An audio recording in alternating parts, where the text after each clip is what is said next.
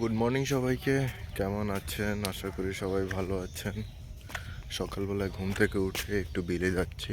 আমাদের পানের বর তৈরি করা হয়েছে, পানের বরটা একটু দেখার জন্য কি অবস্থা পানের বর। তো এখন একটু দেখে আসি পানের বরটাকে, কারণ পানের বরটা দেওয়া হয়েছে আজকে প্রায় 7-8 মাস হয়ে গেছে এবং ইনভেস্টও হয়েছে প্রচুর। তো এখন পর্যন্ত পান বিক্রি করা হয় নাই, কারণ আমাদের আজ থেকে প্রায় 20-25 বছর আগে পানের বোর্ড ছিল, কিন্তু এখন আর নেই। তো এখন আবার নতুন করে এই যে জমি ভরাট করে, এটা কিন্তু নিচু জায়গা ছিল, এই যে পুকুর কেটে, এটা আমাদের জায়গা না, এটা আমাদের বাড়ির এক কাকার। তো এরকম পুকুর কেটে ক্র্যাং দিয়ে এটাকে ভরাট করা হয়েছে। তো আরও যে সকল জায়গা আছে সেগুলো সেম এইভাবে ভরাট করে ফেলা হয়েছে, যে প্রচুর জায়গা যেগুলো নিচু জায়গা যেগুলো ছিল সেগুলোকে এভাবে ভরাট করে রাখছে। এবং তাদের প্ল্যান হচ্ছে আপনার পানের বট করবে অথবা সুপারি বাগান করবে, কারণ এখন চাষবাস করে আসলে ওই সবজি বিক্রি করে যে সংসার চলবে এরকম হচ্ছে না, কারণ ন্যায্য মূল্যটা পাওয়া যাচ্ছে না, বাজারে সঠিক দামটা পাওয়া যায় না, যার কারণে এখন কিছু টাকা পয়সা জমিয়ে তারা এই জমিগুলোকে এইভাবে ভরাট করে পানের বর করার প্ল্যান করছে।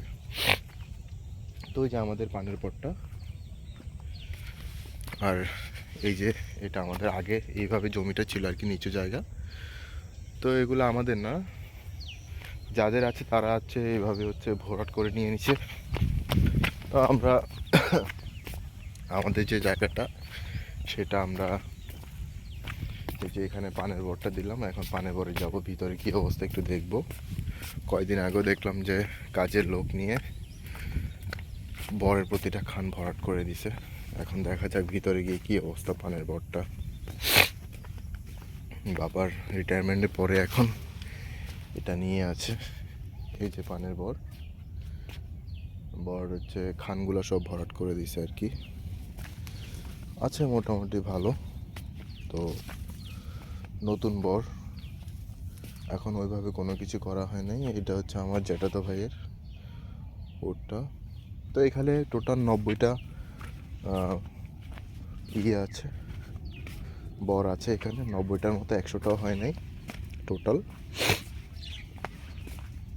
ভালোই আছে মোটামুটি। তো এখন পর্যন্ত পান আসলে ওইভাবে ইয়ে হয়নি শীতের কারণে, ঠান্ডায় পান গাছগুলো এইভাবে শিথিল হয়ে যাচ্ছে। আর এছাড়া আমাদের এই যে এখানে লাউয়ের সবজি করা হইলো, লাউ দেখা যাচ্ছে, যে লাউ নিজেদের খাওয়ার জন্য আসলে। আর এখানে এমনিতে বর্ষার দিনে কিছু মাছ ছাড়া হয়েছিল, মাছ আছে অবশ্য ভিতরে। আর পাশে আমাদের কিছু কিছু কলা বাগান, এই যে কলা গাছ রুখে দেওয়া হয়েছে, এগুলো থেকে আমরা আসলে নিজেরা কলা গাছ খেতে পারি। যখন কলা ধরে সেগুলো নিজেরা খেতেও পারি, আবার চাইলে বিক্রিও করে দিতে পারি। তো ওভারঅলে আসলে জায়গা আছে, কিন্তু বাড়িতে থাকি না বলে এগুলো কিছুই করার নেই। এখন বাবা মোটামুটি এগুলো করছে, কারণ রিটায়ারমেন্টের পরে আসলে কি করবে, চাকরি যতদিন ছিল ততদিন তো এগুলো নিয়ে কোনো চিন্তা ভাবনা করেনি, বাট এখন একটু প্ল্যান করছে আর কি। তো করবে না কেন, চাকরির টাকায় কতদিন থাকে বলেন। তবে এগুলাতে ইনভেস্ট করলে রেজাল্ট আসে অনেক পরে। তো দেখা যাক কি হয়। তো আজকে এই পর্যন্তই, সবাই ভালো থাকবেন, ধন্যবাদ।